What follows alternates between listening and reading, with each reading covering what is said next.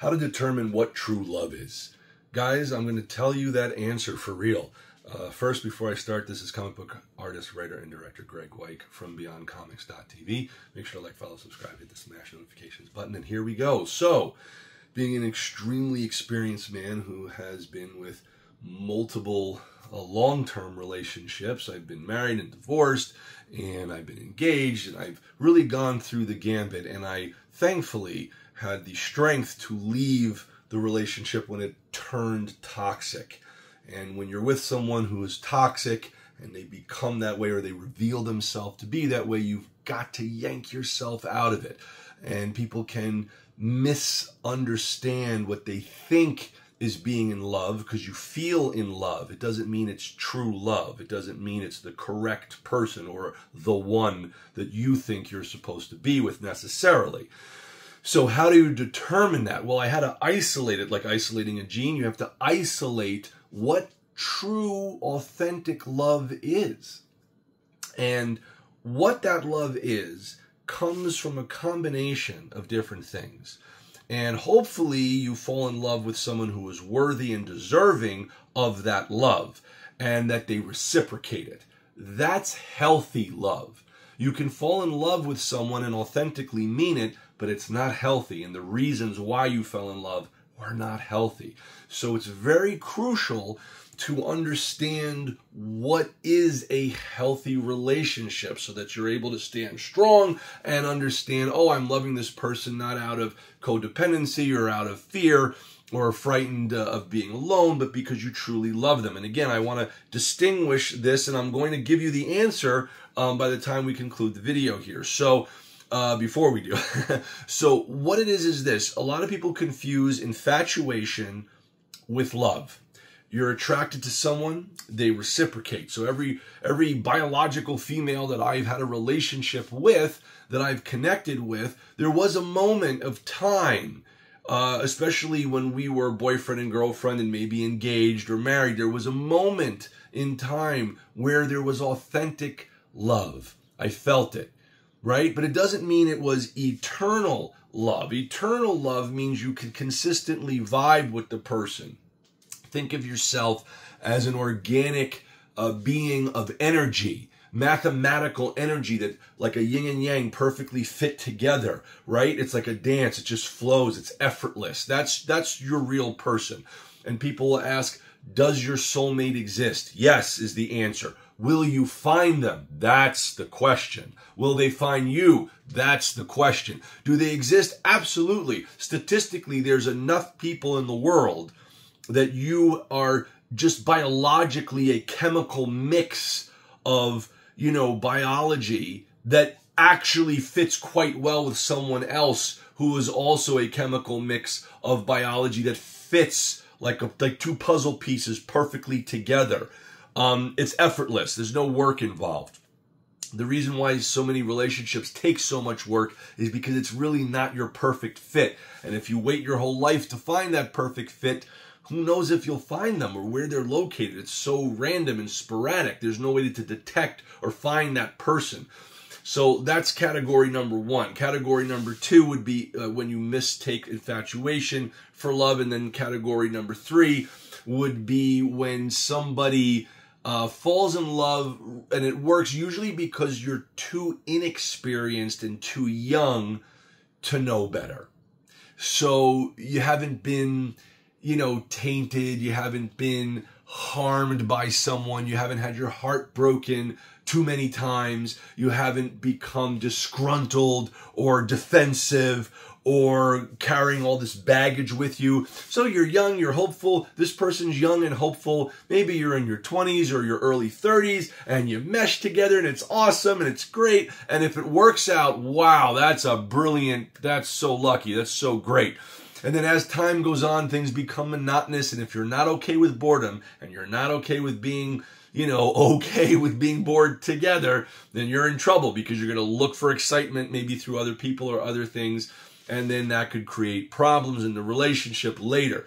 But if you're experienced and you had just enough relationships to know what's bad, and you were blessed enough to come in contact with somebody who's really good, a good match for you, and you're a good match for them. Remember, you gotta see how you come across to other people to make sure that you give what you request to receive. You understand? So it's like you need that yin and yang, that balance. And you want to make sure that you fit together with someone. Sometimes people want similar people, and then they don't really want it when they see what that is. They really don't want a version of themselves. Some do.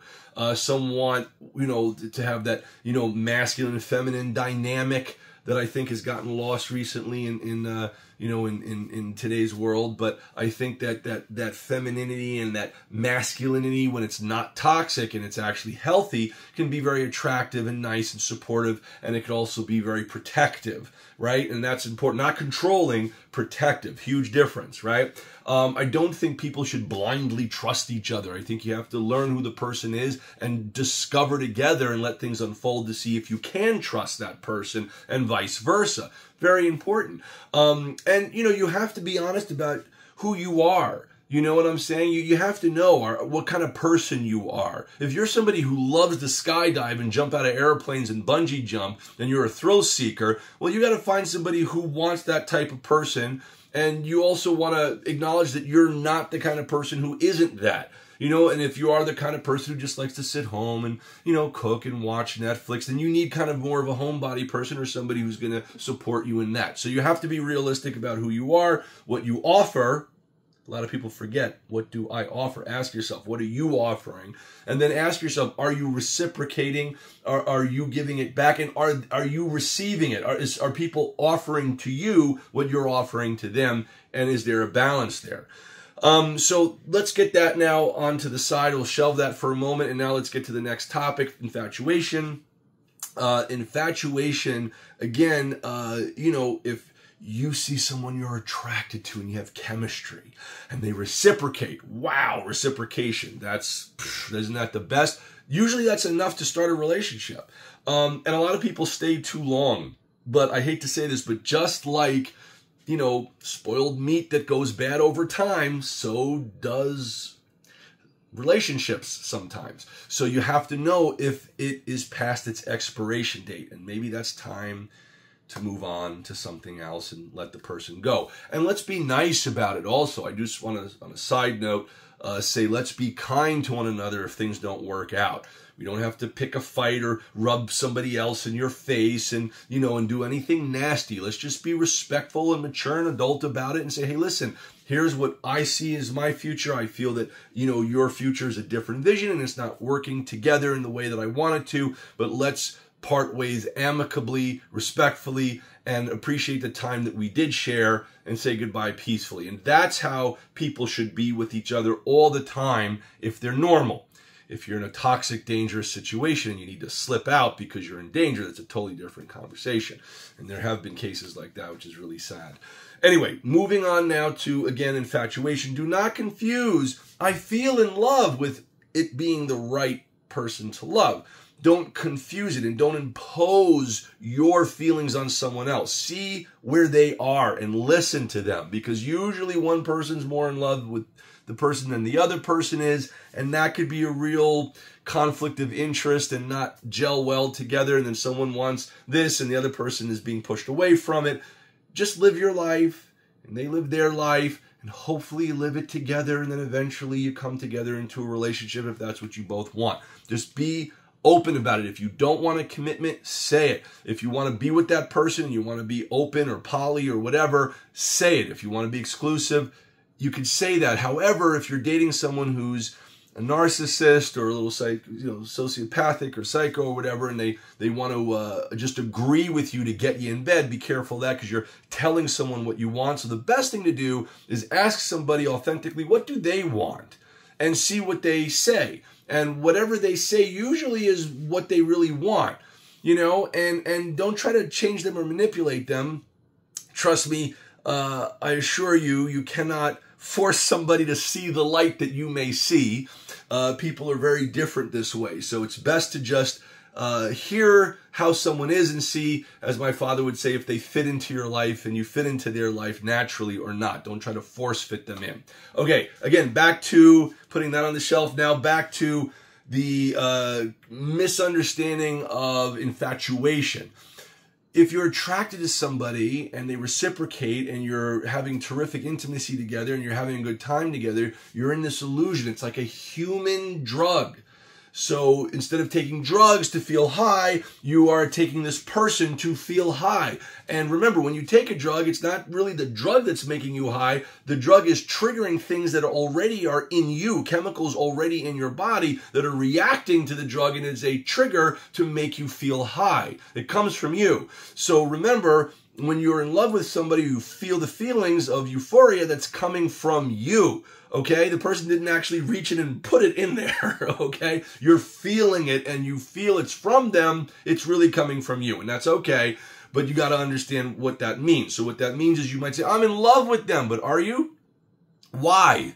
Ask yourself, why am I in love with this? Ask them if the person was extremely unattractive and grossly horrible looking. Whatever turns you off, pretend they look like that, horrible. Would you still be in love with them? That's the way you test if you really love them. If you say, you know what, even if this person looked vulgar and gross and pus is coming out of them and they look horrific, I would still love them. I'd still want to be with them. I still wouldn't want to be with anybody else. Wow, then you really might be in love with that person. But make sure that they reciprocate and that you're both good to each other. Now, confusion love is if somebody is harmful to you. They kind of beat you up and then reward you. It's like the Simon Cowell love, if you will, if you know the judge on America's Got Talent, right? It's kind of very abusive, very, mean, puts you down, makes you feel like, like you can't get their approval, and then suddenly he gives you approval, and now you're like, wow, I'm in love because they approved me. It's not, don't fool yourself and think that's love. It's not. That's toxic. So, let's focus now again on that infatuation word. Again, understand that if you remove the sexual attraction and you're just looking at this human as a human and they look gross and unattractive to you, would you still love them? If the answer is no, then you're infatuated with them. You're not in love with them. There's your difference, all right? So now we're starting to isolate what it is.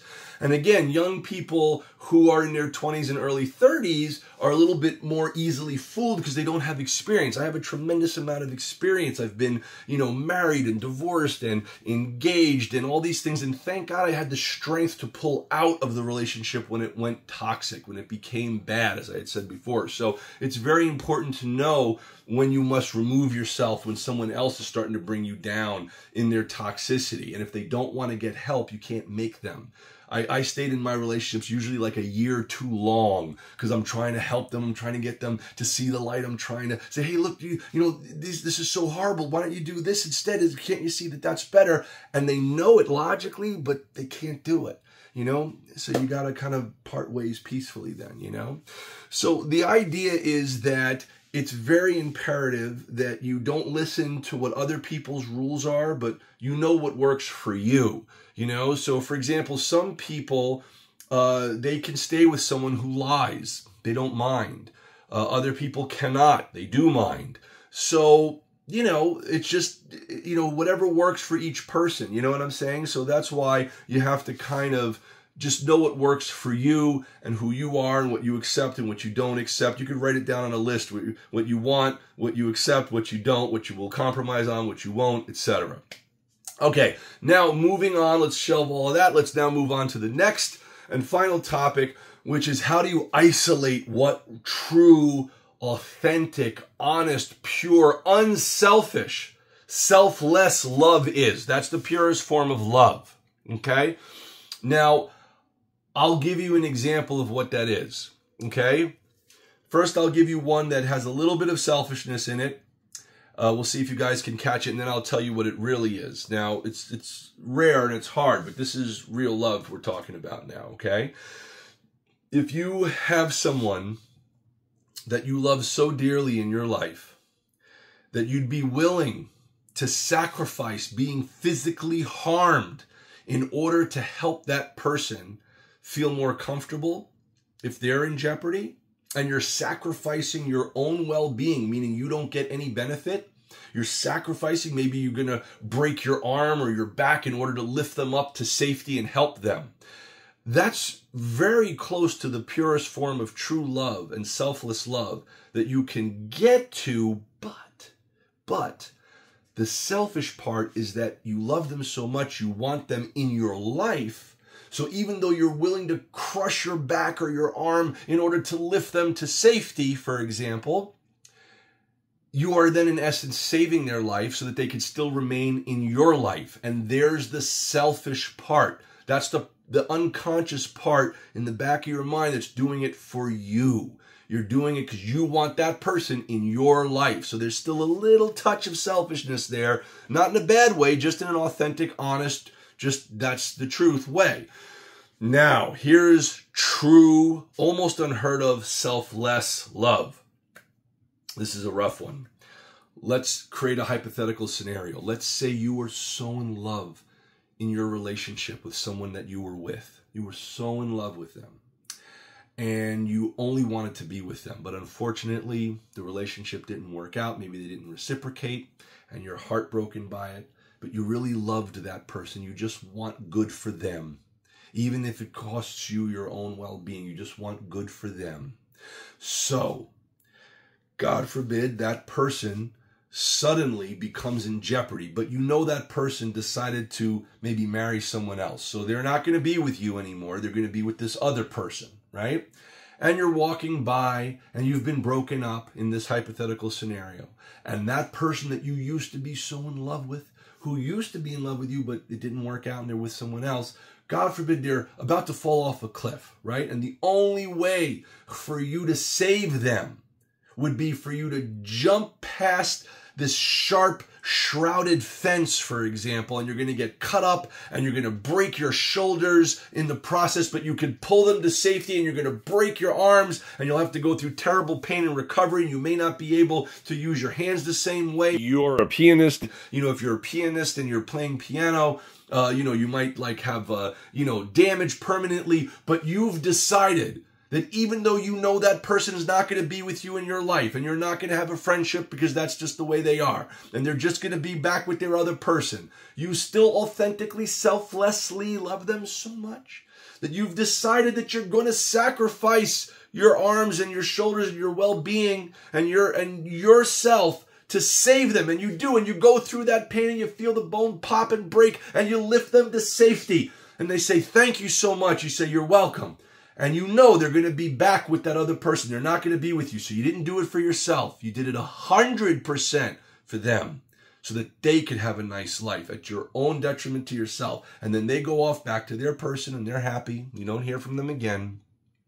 And you have this terrible damage that you sustained. But you knew that in advance. That's the key. You knew in advance.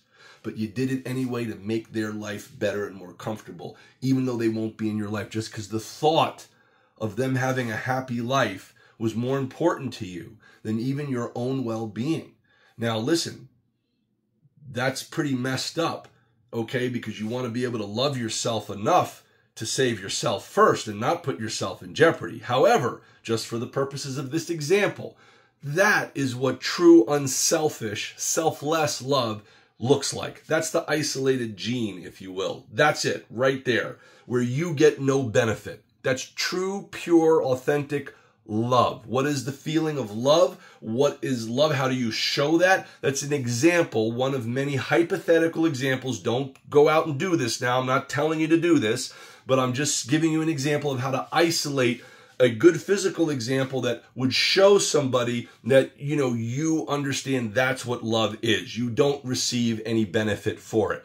For example, you see somebody in the street, a homeless little girl in the street, she needs money, you give her $1. Well, you feel good about yourself now because you helped them, right?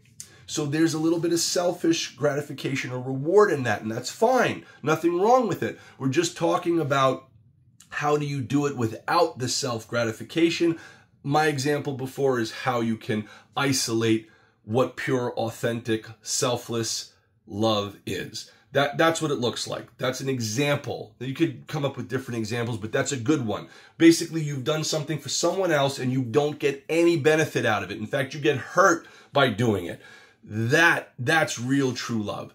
Okay, now there's also a problem in that scenario, which means that you may not love yourself in order to hurt yourself and allow yourself to go through harm to save someone who has no benefit to you in your life. So it is good to have a little bit of self-love there. I think people have gone overboard trying to love themselves. Sometimes they love themselves so much that they forgot how to love someone else.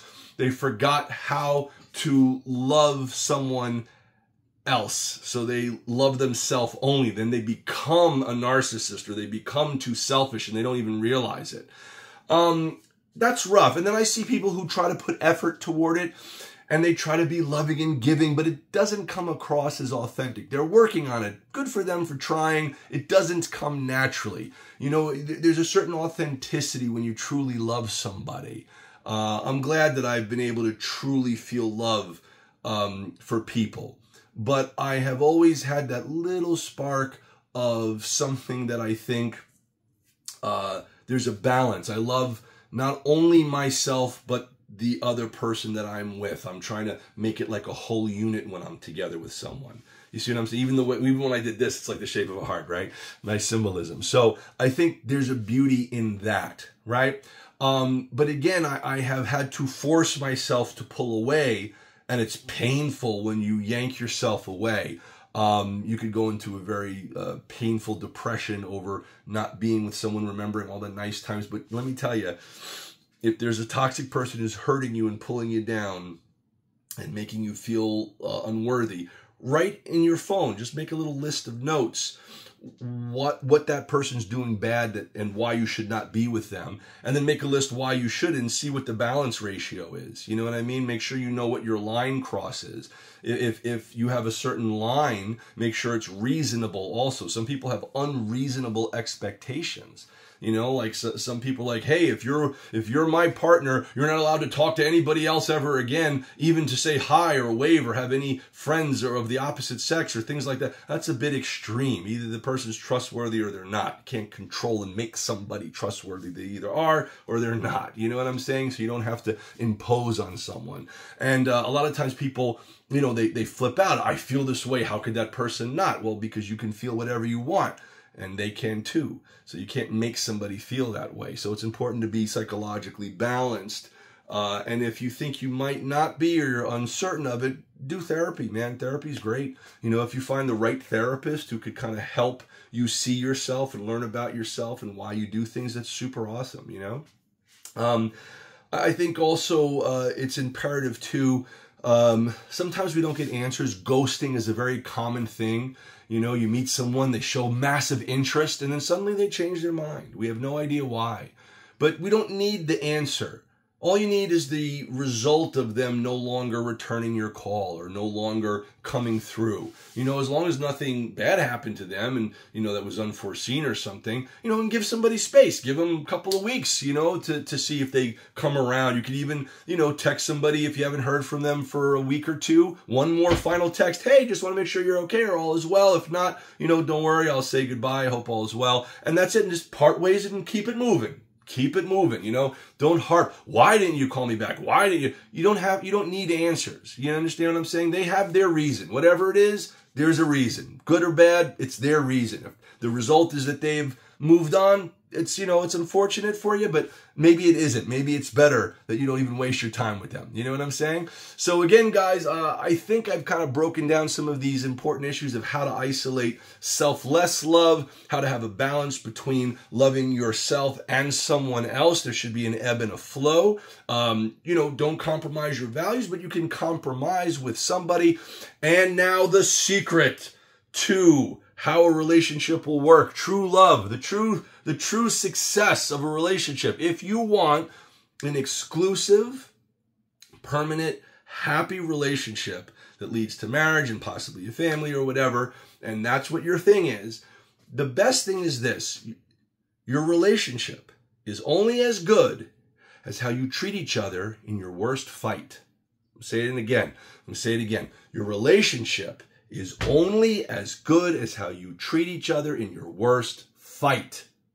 So in your worst fight, if you could be respectful to one another, say your point, hear their point, go back and forth, and then come to a compromise so that you both are heard. You can both disagree, but you both should respect each other's disagreements and hopefully come to a compromise.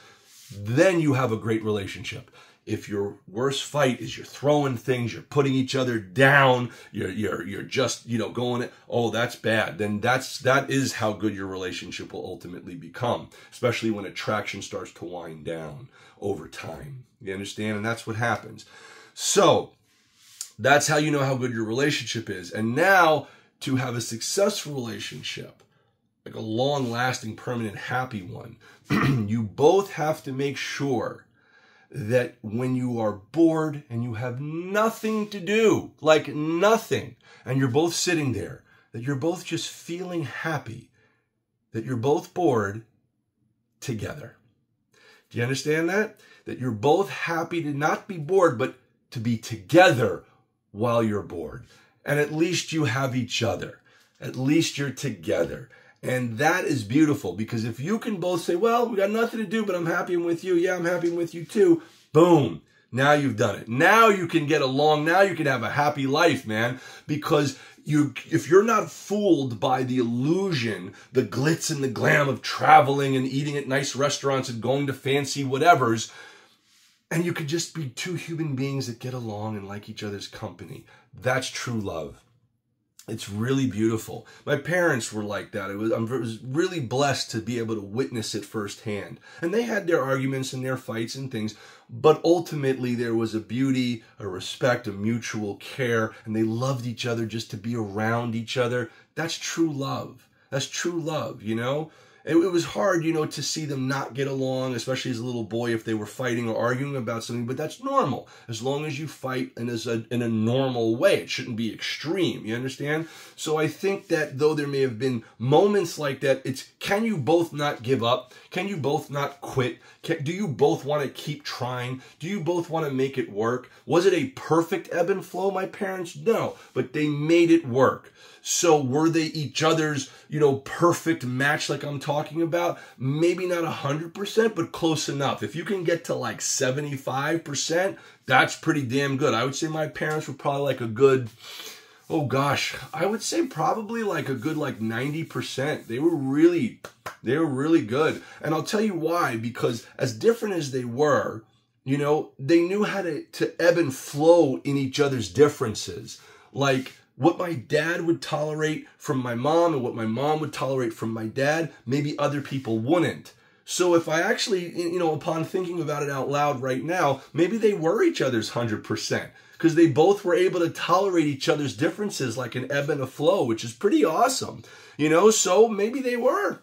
Look at that. But either way, they were at a high level, and that's very rare today. Especially also they came from a time where relationships were like a priority and a family was a priority. It was just a different time back in the day, I think today's world is much more, especially in the United States and Europe, it's much more selfish. Let me, much more like self-gratification. Let me entertain myself. What do I want to do? My career, I. Let me post myself 1,000 times on social media and things like that. So that's kind of what I think. And listen, I've even fallen victim to that as well. I work in entertainment and stuff like that as a, comic book artist and a, movie writer and a film director and stuff like that for independent stuff that I'm working on myself. So, I think to post what I'm doing, or there's a feeling of, hey, I got to show that I'm having fun and I'm posting this and this and this on social media. But in reality, what I'm saying to you and what you're hearing now, that's truly me. And what you see on social media is just maybe a moment from a charity event or a moment from a party or a red carpet thing or something like that, because people want to see things that are entertainment. They want to be entertained, if you will. They don't want to hear, oh, today I'm depressed, today I'm having trouble, oh, what am I going to do today? Oh my gosh, how am I going to make money? How am I going to pay bills? People don't want to hear that. It's depressing. You know what I'm saying? Oh my gosh, I miss, this person that I lost or something like that. People don't oftentimes like to hear that, though I will say there's a shift in society where I think being authentic, like I'm being right now, I think is much more accepted now than it used to be. You know what I'm saying? My hair is messy. I just took a shower. My hair's all over the place. You know what I'm saying? I'm just wearing a t-shirt, you know, here in the house. So you get what I'm saying, I believe, right? So I hope this is helpful. I'm really curious to hear your thoughts. Guys, please post your comments below if you're still watching the video. Thank you so much. Make sure to like, follow, subscribe, and hit that smash notification button, or smash that notification button so that you know next time I post a video. Let me know if there's any other topics you'd like me to cover. Just post it in the comments. And as they say in comic books, to be continued. This is independent comic book artist, writer, and director Greg Weik from BeyondComics.tv.